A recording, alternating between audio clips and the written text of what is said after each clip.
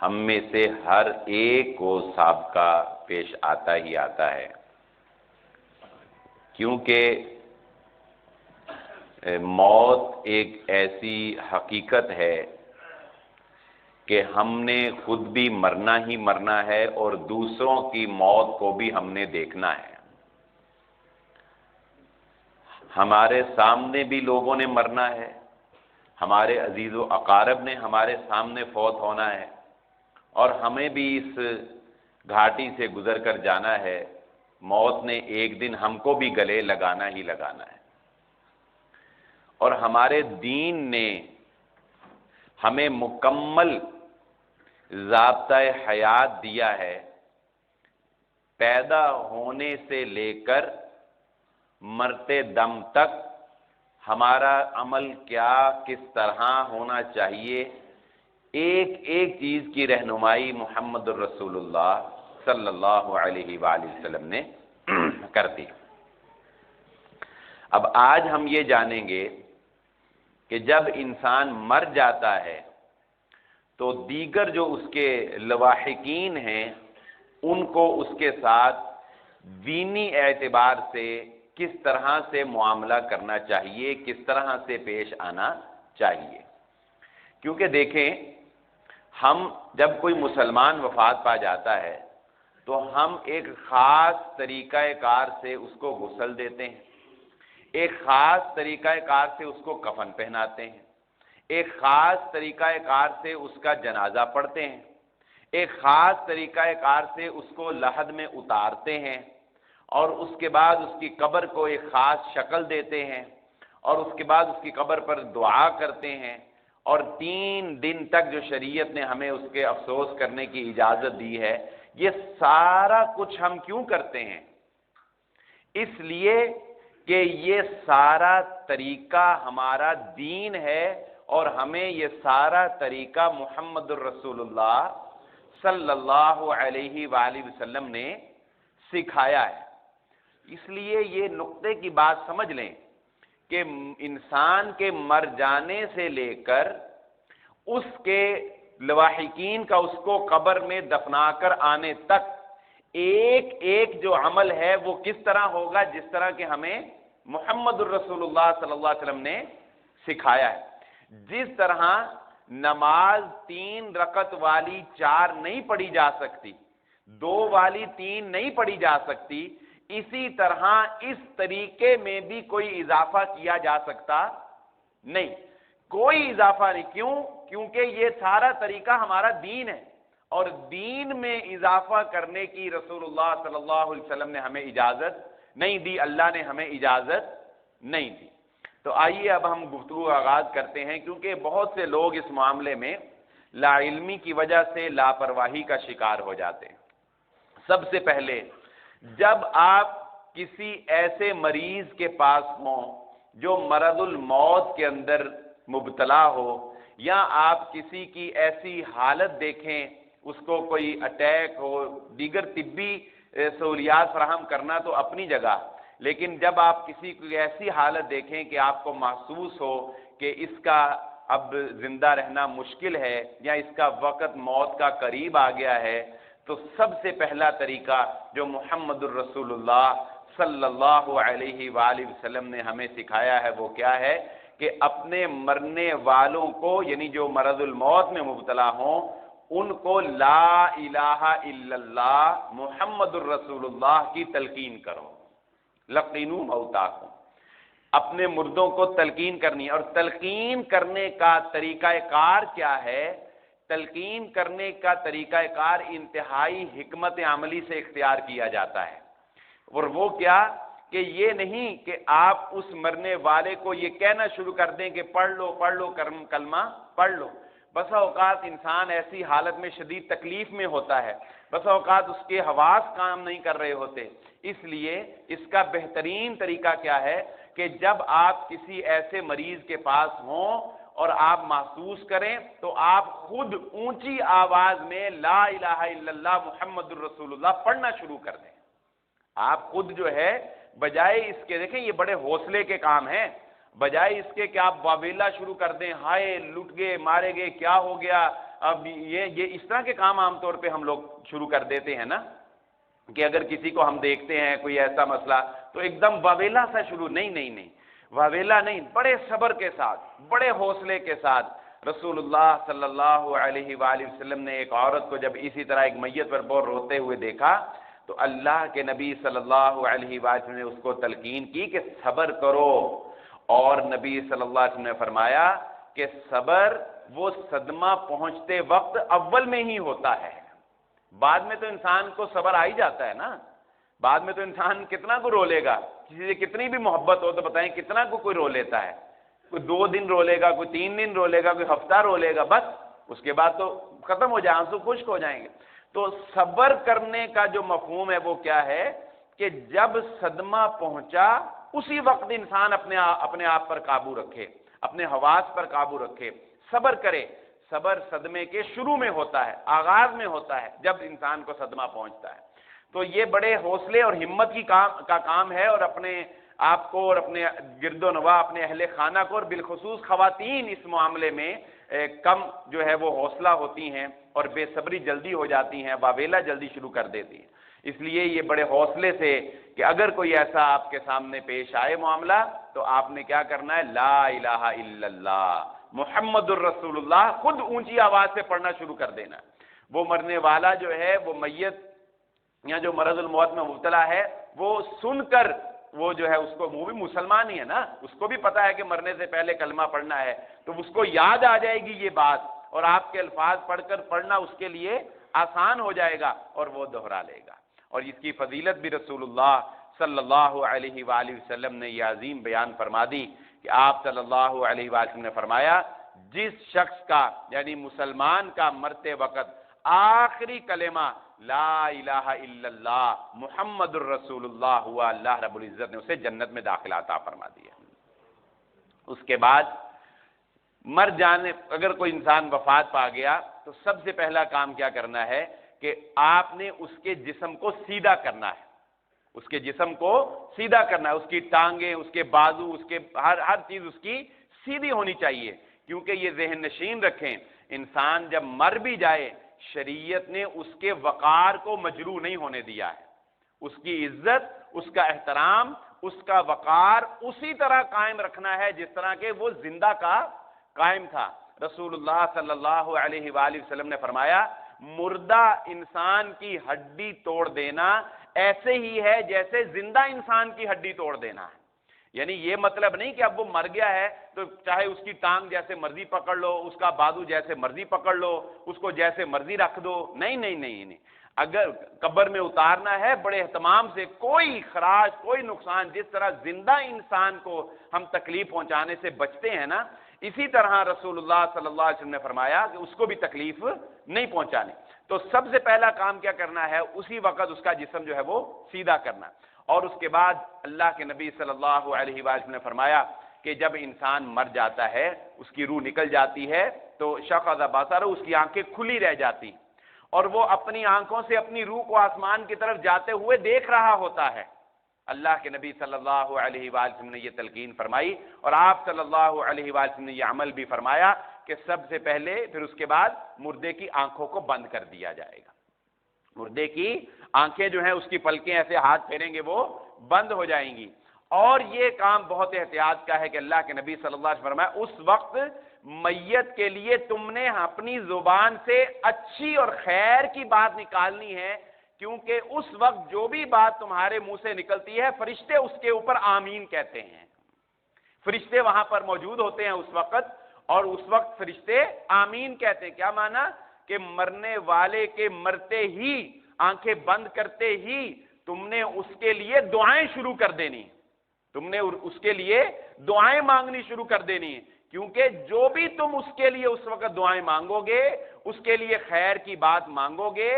اللہ کے فرشتے جو اس وقت وہاں پر حاضر ہوں گے وہ تمہاری ان دعاؤں پر آمین کہیں گے۔ گویا یوں سمجھ لیجئے کہ یہ ایک اشارہ کیا اللہ کے نبی صلی اللہ علیہ وسلم نے جانب کہ اس وقت جو دعائیں مانگی جاتی ہیں وہ سمجھ لو کہ ایک قبولیت کی گھڑی ہوتی ہے،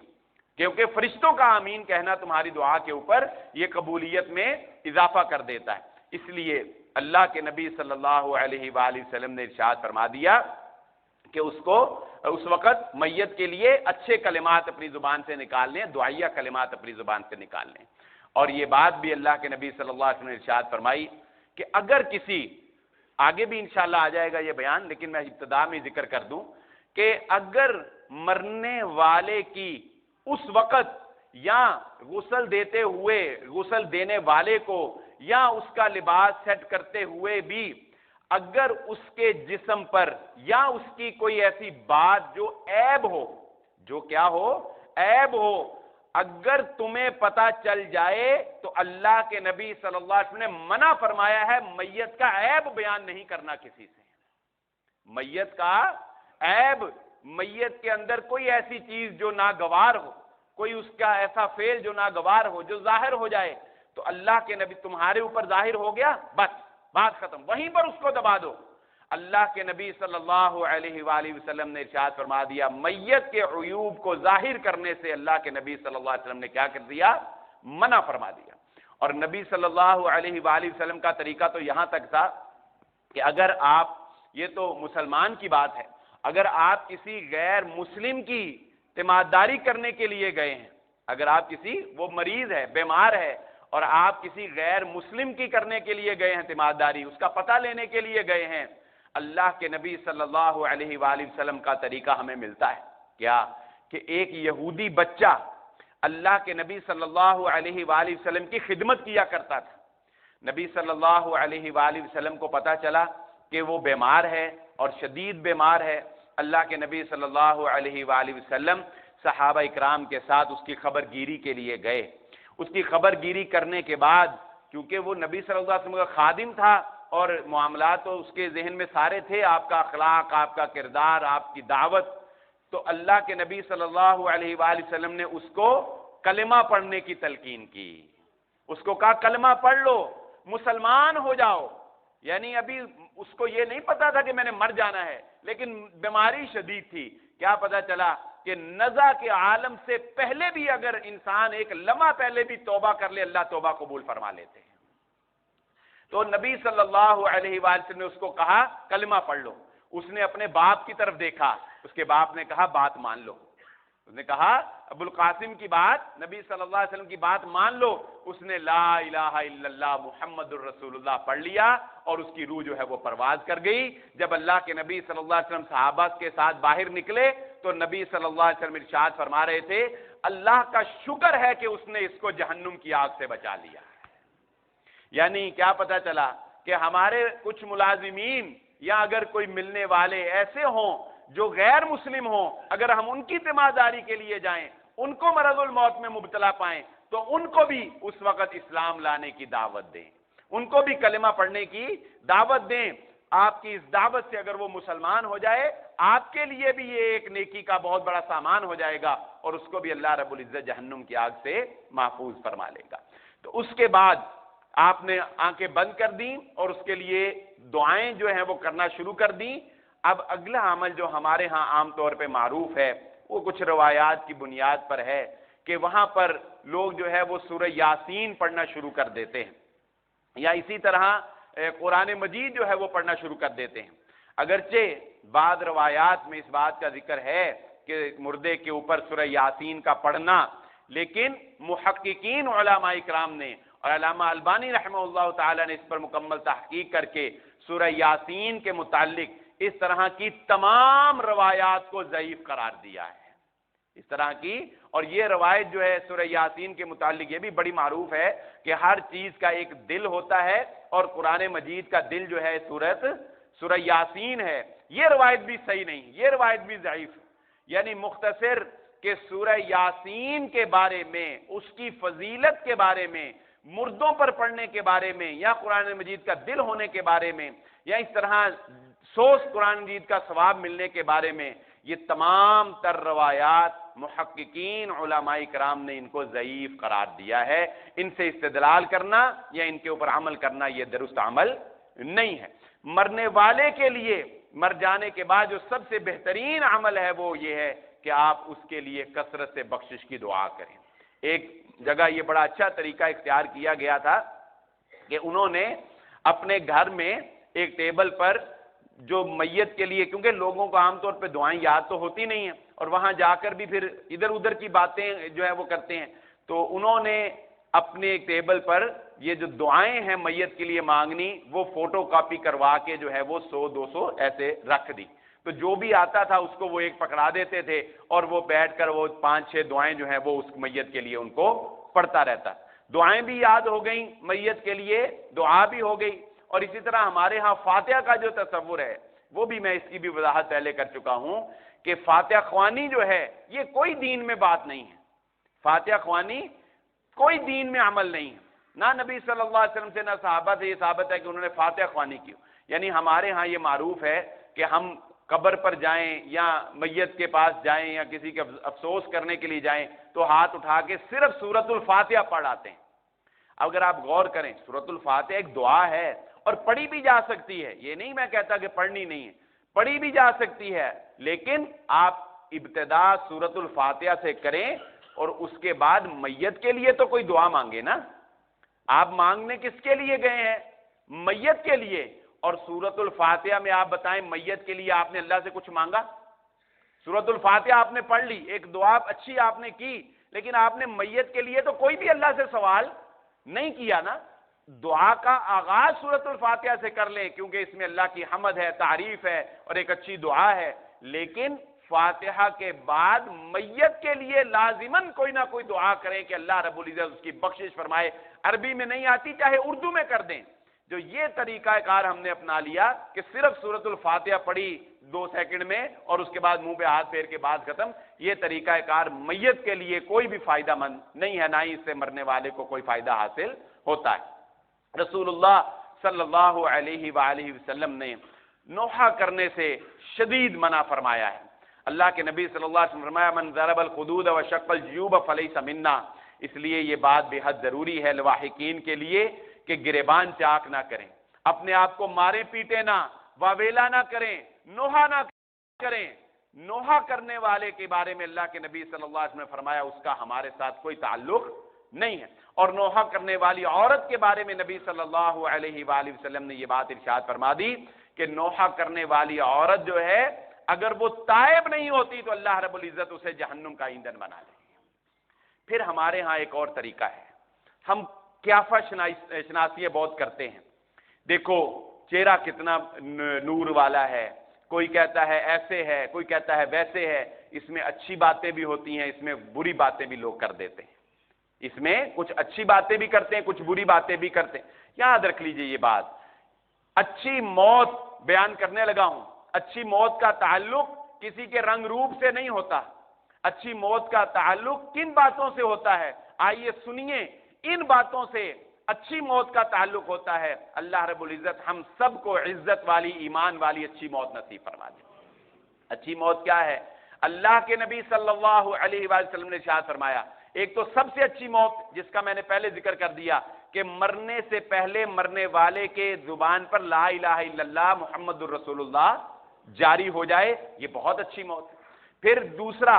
کہ مرنے والے کے ماتھے پر پسینہ آ جانا، یہ اس کے اچھے ہونے کی علامت، مومن ہونے کی۔ اللہ کے نبی صلی اللہ علیہ وسلم نے فرمایا مومن کی موت ماتھے کی پیشانی پر پسینے کے ساتھ واقع ہوتی ہے، یعنی مومن آدمی کی جب موت واقع ہوتی ہے تو اس کے ماتھے پر پسینہ ظاہر ہو جاتا ہے، یعنی اگر آپ کسی کے ماتھے پر پسینہ ظاہر ہوتا دیکھیں تو آپ یہ کہہ سکتے ہیں کہ کتنا نیک آدمی تھا، مومن آدمی تھا، اللہ رب العزت نے اس کو کتنی اچھی موت نصیب فرمائی۔ اسی طرح رسول اللہ صلی اللہ علیہ وآلہ وسلم نے ارشاد فرمایا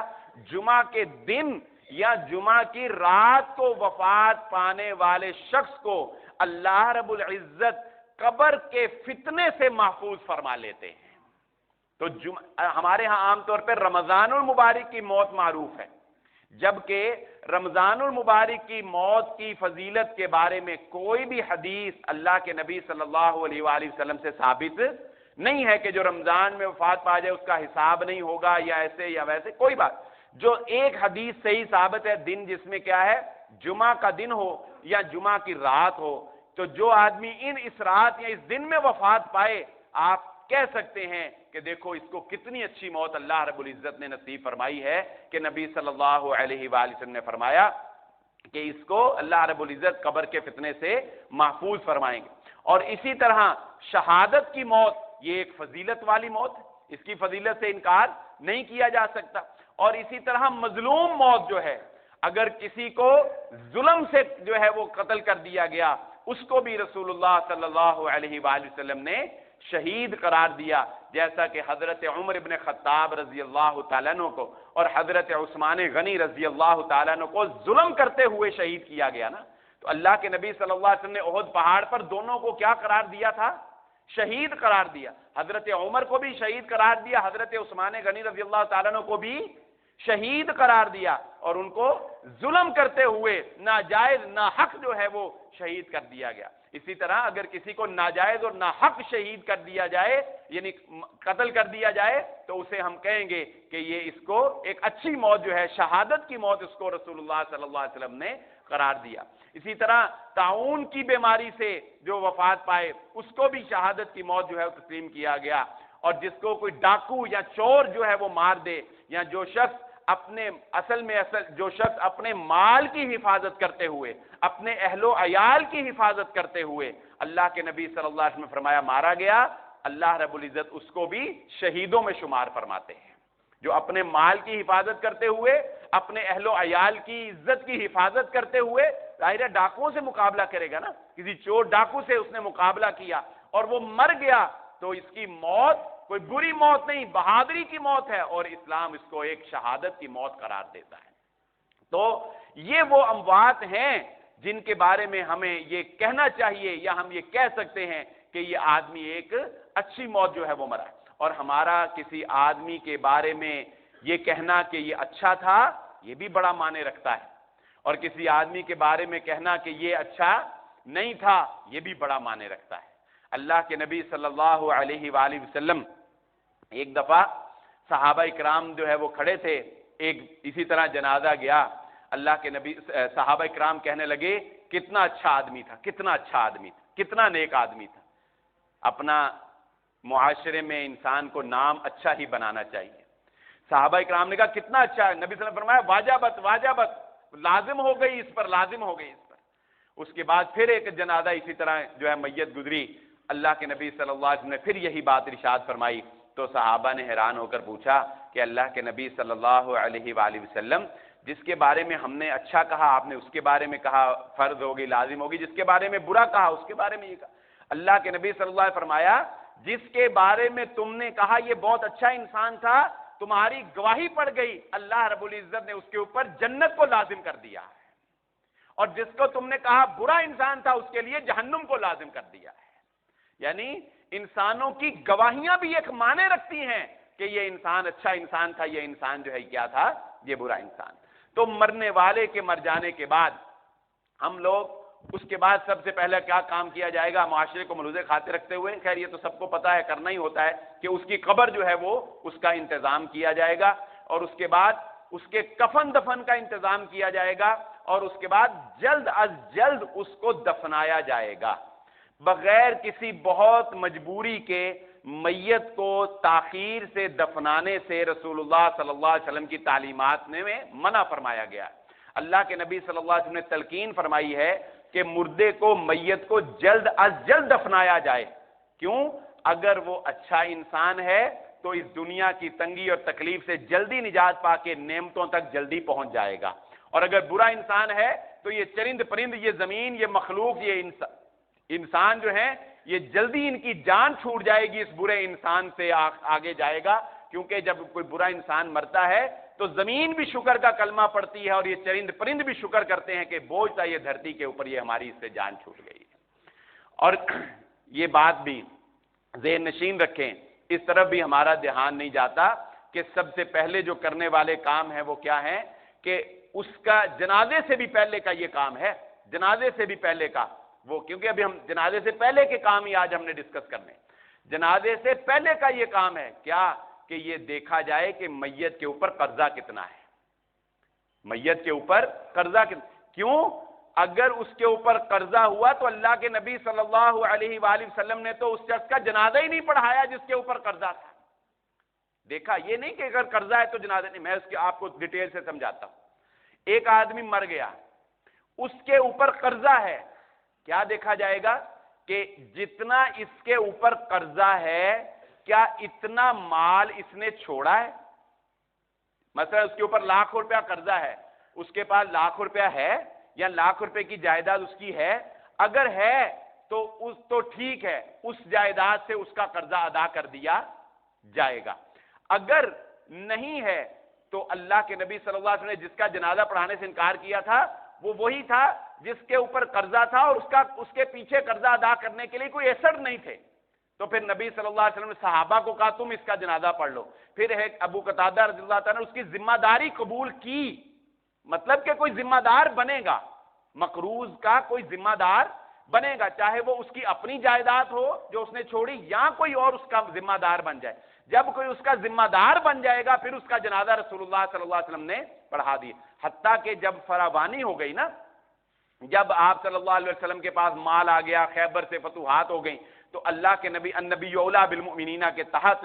اللہ کے نبی صلی اللہ علیہ وسلم نے یہ اعلان فرما دیا تھا کہ آج کے بعد کوئی بھی مسلمان وفات پائے اس کے اوپر قرضہ ہو، اگر اس کا قرضہ کوئی ادا نہیں کرنے والا تو اس کا قرضہ محمد الرسول اللہ صلی اللہ علیہ وسلم ادا کریں۔ اگر اس کی کوئی جائیداد نہیں ہے اور کوئی ذمہ داری قبول نہیں کر رہا، بھائی بہن بھائی بیٹے، تو اس کا ذمہ دار کون ہے؟ محمد الرسول اللہ صلی اللہ علیہ وسلم۔ تو یہ بڑا اہم کام ہے جس کی طرف ہماری اولادیں یا مرنے والے کے ورثاء جو ہیں وہ توجہ نہیں کرتے، بس ایک رسمی سا اعلان ہم لوگ کر دیتے ہیں، نہیں، اس پر توجہ کرنے کی ضرورت ہے کہ اس نے جو مقروض ہے اگر وہ، تو کیا اس کا قرضہ جو ہے وہ ادا کر دیا جا سکتا ہے یا کوئی شخص اس کا ذمہ دار جو ہے وہ بن جائے گا۔ رسول اللہ صلی اللہ علیہ وآلہ وسلم نے یہ بھی تلقین کی ہے کہ مرنے والوں کو ایک ایسا شدید غم لاحق ہو گیا ہے کہ ان کو اب کھانے پکانے کی فکر نہیں ہے، لہذا اس کے لواحقین، عزیز و اقارب، پڑوسی، وہ جو ہے وہ اس کے گھر کھانا پہنچائیں گے۔ یہ بھی اللہ کے نبی صلی اللہ علیہ وسلم نے تلقین کی۔ ایک بڑا عجیب معاملہ ہے ہم معروف ساری زندگی ساتھ رہتے ہیں، جتنا قریبی ساتھ میاں بیوی کا ہوتا ہے اتنا قریبی ساتھ اور کسی کا نہیں ہو سکتا ہے۔ انسانوں میں سے جتنی قربت اللہ رب العزت نے میاں بیوی کو عطا کی ہے اتنی قربت تو اور کسی کے ساتھ نہیں ہے نا، لیکن یہ سمجھنا کہ مرتے ہی ان کا نکاح ٹوٹ گیا، جیسا کہ بعض لوگ یہ سمجھتے ہیں کہ اگر میاں بیوی میں سے کوئی مر گیا تو مرتے ہی دونوں کا نکاح جو ہے وہ ٹوٹ گیا، اور یہاں تک المیہ دیکھنے میں آتا ہے کہ وہ اس کو نہیں دیکھ سکتا اور وہ اس کو نہیں دیکھ سکتی، چھونا تو دور کی بات ہے، جبکہ اللہ کے نبی صلی اللہ علیہ وآلہ وسلم سے میت کا بوسہ لینا بھی ثابت، میت کا بوسہ لیا جا سکتا ہے، یہ سنت ہے اللہ کے نبی صلی اللہ علیہ وسلم۔ حضرت ابو بکر صدیق رضی اللہ تعالیٰ عنہ نے نبی صلی اللہ علیہ وسلم کی وفات کے بعد آپ صلی اللہ علیہ وآلہ وسلم کے جسم اطہر کا بوسہ لیا تھا، تو بوسہ لیا جا سکتا ہے، کوئی حرج والی بات نہیں ہے۔ اور نہ ہی یہ ہوتا ہے کہ میت جو ہے وہ شوہر مر گیا یا بیوی مر گئی تو نکاح ٹوٹ گیا، وہ دیکھ بھی نہیں سکتے، نہیں، اگر وہ مرنے والے کے لیے 4 ماہ 10 دن عدت گزارے گی، اگر وہ اس کی جائیداد میں 8ویں حصے کی یا 4تھے حصے کی وارث جو ہے وہ قائم رہے گی، تو بتائیے نکاح اس کا کیسے ٹوٹ گیا اور وہ اس کو دیکھ کیوں نہیں سکتی، ہاتھ کیوں نہیں لگا سکتی۔ جبکہ اللہ کے نبی صلی اللہ علیہ وآلہ وسلم نے حضرت عائشہ صدیقہ رضی اللہ تعالی عنہا کو یہ بات ارشاد فرمائی، لو مت قبلی لغسلتکی، اللہ کے نبی صلی اللہ علیہ وسلم فرمایا عائشہ اگر آپ مجھ سے پہلے وفات پا گئیں تو میں آپ کو غسل دوں گا۔ یہ اللہ کے نبی صلی اللہ علیہ وسلم نے خواہش کا اظہار کیا ہے، اور حضرت عائشہ صدیقہ رضی اللہ تعالی عنہا کی بھی ایک حدیث میں یہ بات موجود ہے کہ انہوں نے ارشاد فرمایا کہ ہمیں معاملے کا علم نہیں ہو سکا، اگر ہمیں علم ہوتا تو اللہ کے نبی صلی اللہ علیہ وآلہ وسلم کو غسل ان کی ازواج نے دینا تھا، ان کی ازواج ان کو غسل دیتی۔ تو کیا پتہ چلا کہ یہ تو دور کی بات ہے کہ رشتہ ٹوٹ گیا، بلکہ خامند بیوی کو غسل دے سکتا ہے اور بیوی خامند کو غسل دے سکتی ہے، بیوی خامند کو غسل دے سکتی ہے۔ اور یہ معاملہ بھی میں ذرا مختصر سے آپ کو بیان کر دوں، ویسے یہ پریکٹیکل جو ہے جب تک نہ دیکھا جائے اس وقت تک سمجھ تو نہیں آتا، لیکن ہمارے ہاں یہ بھی ایک بڑا مسئلہ ہے کہ گھر میں کوئی وفات پا گیا، لیکن مرنا ہے نا سب نے، سب کے ماں باپ سب کے بہن بھائی ہیں، ایک دن مرنا، آنکھیں تو نہیں چرائی جا سکتی اس حقیقت۔ تو ہوتا کیا ہے، چلو مسجد کی طرف دوڑو، کہاں دوڑو؟ مسجد کی طرف دوڑو، کیا جی قاری اگر کوئی خاتون فوت ہوئی ہے تو قاری صاحب کی زوجہ کو کہیں وہ آ کر غسل دیں، یا کسی مدرسے کی طرف دوڑو وہ آ کر غسل دیں، یا قاری صاحب آ کر غسل دیں، بتائیں ایسے ہوتا ہے کہ نہیں ہوتا ہے؟ مسجدوں کے امام اور اسی طرح قراء اور اسی طرح علماء، ان کے پیچھے جو ہے وہ دوڑا جاتا ہے، جو کمزور بیچارے ہوتے ہیں، اور ان کو کچھ 1000-2000 دے بھی دیا جاتا ہے، اور ان کو جو ہے ان سے غسل دلوایا جاتا ہے۔ ٹھیک ہے، کوئی حرج والی بات نہیں ہے، لیکن دین اسلام ہمیں یہ تلقین کرتا ہے کہ میت کو غسل اس کے قریبی ترین رشتہ دار دیں۔ جو محبت ان کے اندر پائی جاتی ہے وہ مسجد کے امام میں نہیں ہو سکتی آپ کے باپ کے لیے۔ جو محبت آپ کے دل میں اپنے باپ کے لیے ہے وہ محبت کسی مسجد کے امام میں نہیں ہو سکتی۔ اور پھر انسان سے کئی باتیں وابستہ ہیں، جو پردہ پوشی آپ اپنے ماں باپ کی، اپنے بہن بھائیوں کی کر سکتے ہیں، وہ کوئی دوسرا نہیں کر سکتا ہے۔ جو حیا کا معاملہ آپ کے ساتھ ہے وہ کسی اور کے ساتھ ہو سکتا نہیں ہے۔ اس لیے یہ ذہن نشین رکھ لیں، میت کو غسل دینے کے معاملے میں کوشش کریں کہ خود اس کے قریبی ترین رشتہ دار جو ہے وہ اس کو غسل دے۔ میں آپ کو تھوڑا سا غسل کا طریقہ بھی بتا دیتا ہوں، انتہائی آسان ہے، کوئی مشکل کی بات نہیں ہے۔ سب سے پہلے یہ بات ذہن نشین رکھیں، جیسا کہ میں نے پہلے بات کی کہ احکامات میت کے لیے بھی وہی ہوتے ہیں جو زندہ کے لیے۔ میت کا سطر دیکھنا بھی اسی طرح حرام ہے جس طرح زندہ کا سطر دیکھنا حرام ہے۔ میت کا